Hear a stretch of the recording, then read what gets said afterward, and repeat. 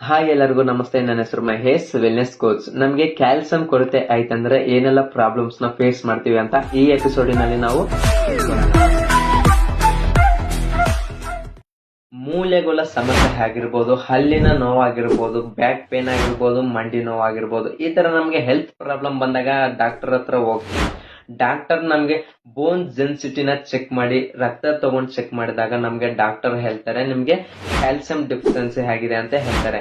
ಮತ್ತೆ ನಮ್ಗೆ muscle movement, ನಮ್ಮ ಬ್ರೈನ್ ಮತ್ತೆ ನಮ್ಮ ಪ್ರತಿ ಒಂದು ನಮ್ಮ ದೇಹದಲ್ಲಿ ಸಿಗ್ನಲ್ ಪಾಸ್ ಆಗೋಕ್ಕೂ ನಮ್ಮ ನರ್ವ್ ಸಿಸ್ಟಮ್, ನಮ್ಮ ಕೆಲವಾರು ಹಾರ್ಮೋನ್ಸ್ ರಿಲೀಸ್ ಆಗಕ್ಕೂ ನಮ್ಗೆ ಕ್ಯಾಲ್ಸಿಯಂ ಬೇಕು. ಅಂದ್ರೆ ನಾವು ಒಬ್ಬ ಮನುಷ್ಯನಿಗೆ ಒಂದು ದಿವಸಕ್ಕೆ ಎಷ್ಟು ಕ್ಯಾಲ್ಸಿಯಂ ಬೇಕು?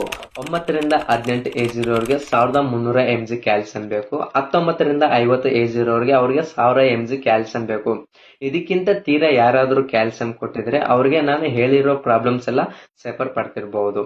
ಯಾಕೆ ನಮ್ಗೆ ಕ್ಯಾಲ್ಸಿಯಂ ಕೊರತೆ ಆಗ್ತಿದೆ ಅಂತಂದ್ರೂ ಒಂದು ಕ್ಯಾಲ್ಸಿಯಂ ಇರುವಂತ ಊಟನ ತಿಂದ್ರೆ ಇರ್ಬೋದು. ಕ್ಯಾಲ್ಸಿಯಂ ಇರುವಂತ ಊಟ ನಾವು ತಿಂದ್ರು ನಮ್ದು ಜೀರ್ಣಕ್ರಿಯೆ ವ್ಯವಸ್ಥೆ ಏನಿದೆ ಅದು ಕರೆಕ್ಟ್ ಆಗಿ ಇಲ್ಲಿಲ್ಲ ಅಂದ್ರೂ ನಾವು ತಿಂದಿರೋ ಊಟ ನಮ್ಮ ಬಾಡಿ ಕರೆಕ್ಟ್ ಆಗಿ ಅಬ್ಸರ್ವ್ ಆಗ್ತಿರಲ್ಲ. ಅದರಲ್ಲಿ ಇರುವಂತ ಕ್ಯಾಲ್ಸಿಯಂ ನಮ್ಮ ಬಾಡಿಗೆ ಸಿಗ್ತಿರಲ್ಲ.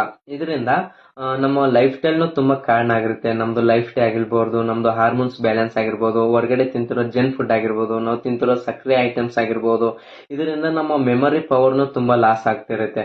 ಈ ವಿಡಿಯೋದಲ್ಲಿ ನಿಮಗೆ ಇನ್ನ ಏನಾರ ಇನ್ಫಾರ್ಮೇಶನ್ ಬೇಕಂತಂದ್ರೂ ಕೆಳಗಡೆ ಕಾಣಿಸ್ತಿರೋ ಕಾಮೆಂಟ್ ಬಾಕ್ಸ್ ಅಲ್ಲಿ ಕಾಮೆಂಟ್ ಮಾಡಿ. ಈ ವಿಡಿಯೋನ ಲೈಕ್ ಮಾಡಿ, ಶೇರ್ ಮಾಡಿ. ತುಂಬಾ ಥ್ಯಾಂಕ್ ಯು ಸೊ ಮಚ್.